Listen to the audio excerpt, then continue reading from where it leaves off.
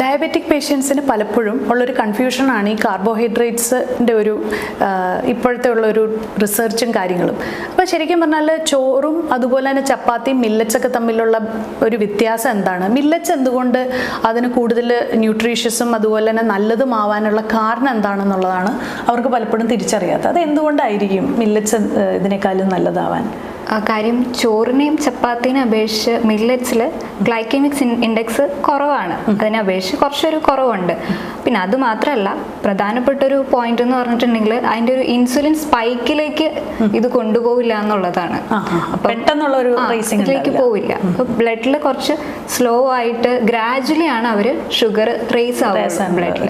അപ്പം diabetes ഉള്ളവർക്കൊരു carbohydrate source എന്ന് പറഞ്ഞാൽ ബെസ്റ്റ് ആയിട്ടുള്ള ഒരു ഓപ്ഷൻ മില്ലറ്റ്സിലേക്ക് പോവുകയാണ്. പിന്നെ അത് കൂടാതെ ന്യൂട്രിയൻസും അതുപോലെ പല ന്യൂട്രിയൻസും മറ്റതിനേക്കാൾ അപേക്ഷിച്ച് നോക്കുമ്പോൾ കുറച്ചും കൂടി കൂടുതലുമാണ്.